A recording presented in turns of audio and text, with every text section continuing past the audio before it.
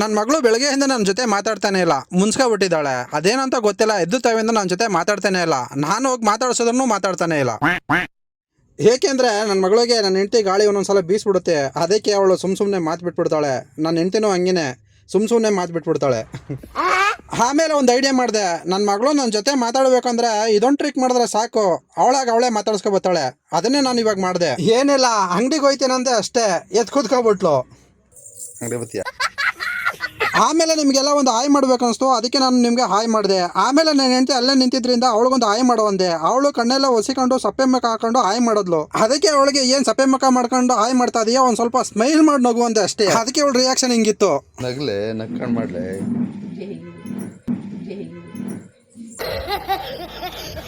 ಆಮೇಲೆ ನನ್ನ ಮಗಳು ಇದ್ದಕ್ಕಿದ್ದಂಗೆ ಡ್ಯಾನ್ಸ್ ಆಡೋದಕ್ಕೆ ಸ್ಟಾರ್ಟ್ ಮಾಡಿದ್ಲು. ಅದಕ್ಕೆ ನನ್ನ ಹೆಂಡತಿ ನನ್ನ ಮಗಳಿಗೆ ಡ್ಯಾನ್ಸ್ ಆಡ್ತೀಯ ಅಂತ ಕೇಳೋದಕ್ಕೆ ಅದಕ್ಕೆ ನನ್ನ ಮಗಳು ಹೂ ಅಂದ್ಲು. ಅದಕ್ಕೆ ನನ್ನ ಹೆಂಡತಿ ಹಾಕೇ ಬಿಟ್ಲು ಸಾಂಗ. ಯಾವ್ದದು? ಮೋನಿಕನಾ? ಮೋನಿಕಾ ಆಗ್ತೀನಿ ಆಡ್ತೀಯಾ? ಮೋನಿಕಾ ಆಗ್ತೀನಿ ಆಡ್ತೀಯಾ? ತಗೋಬರ್ತೀನಿ.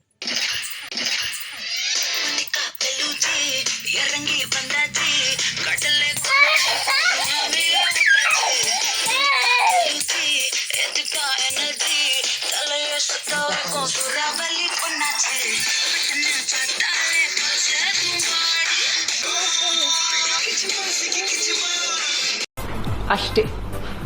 ಆಮೇಲೆ ನನ್ನ ಮಗಳು ಕ್ಯಾಮ್ರಾ ಮುಂದೆ ಡ್ಯಾನ್ಸ್ ಮಾಡ್ತಿದ್ರೆ ನಾವು ಕ್ಯಾಮ್ರಾ ಹಿಂದೆಗಡೆ ಡ್ಯಾನ್ಸ್ ಮಾಡ್ತಾ ಇದ್ದೋ. ನಾವು ಸಹ ಪ್ರಾಕ್ಟೀಸ್ ಮಾಡ್ತಾ ಇದ್ದೋ, ಮುಂದಕ್ಕೆ ಬೇಕಲ್ಲ ಅಂತ. ಆಮೇಲೆ ಸ್ಟಾರ್ಟಿಂಗಲ್ಲಿ ನನ್ನ ಮಗಳಿಗೆ ನನ್ನ ಜೊತೆ ಮಾತಾಡಿಸ್ಬೇಕು ಅನ್ನೋ ಒಂದು ಉದ್ದೇಶದಿಂದ ನಾನು ಅಂಗಡಿಗೆ ಹೋಗ್ಬೇಕು ಅಂತ ಹೇಳಿದ್ನಲ್ಲ, ಅದನ್ನೇ ಹಿಡ್ಕೊಬಿಟ್ಟವಳೆ, ಬಾ ಅಂಗಡಿಗೆ ಹೋಗೋಮ ಅಂತ.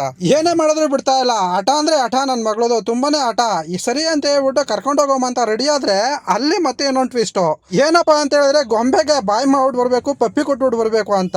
ಸರಿ ಅಂತ ಹೇಳ್ಬಿಟ್ಟು ಅದನ್ನೂ ಬಾಯಿ ಮಾಡಿಸ್ಬಿಟ್ಟು ಪಪ್ಪಿ ಕೊಡಿಸ್ಬಿಟ್ಟು ಬಂದರೆ ನೆಕ್ಸ್ಟು ಅರ್ಧ ದಾರಿಗೆ ಬಂದ್ಬಿಟ್ಟು ಮತ್ತೆ ಅವಳು ಮರ್ತುಬಿಟ್ಟಿದ್ದೀನಿ ಬಾಯಿ ಮಾಡೋದ ಅಂತ ಹೇಳ್ಬಿಟ್ಟು ತಿರ್ಗಾ ಬತ್ತವಳೆ.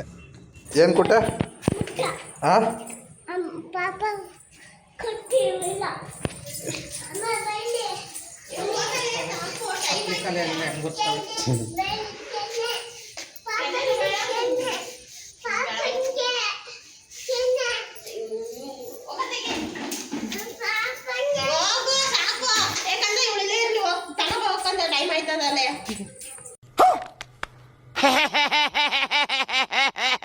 ಆಮೇಲೆ ಅಂಗಡಿಗೆ ಹೋಗಿ ತರಕಾರಿ, ಹಾಲು, ಬ್ರೆಡ್ ಎಲ್ಲ ತಗೊಂಡು ಬರೋಷ್ಟೊಳಗಡೆ ನನ್ನ ಹೆಂಡತಿಗೆ ಟೈಮ್ ಆಗಿಬಿಟ್ಟಿತ್ತು. ಮೊದಲು ನನ್ನ ಹೆಂಡತಿಗೆ ಕರ್ಕೊಂಡೋಗಿ ಬಿಟ್ಬಿಟ್ಟು ಆಮೇಲೆ ನಾನು ರೆಡಿಯಾಗಿ ಮತ್ತೆ ನಾನು ಕೆಲಸಕ್ಕೆ ಹೊರಟೆ.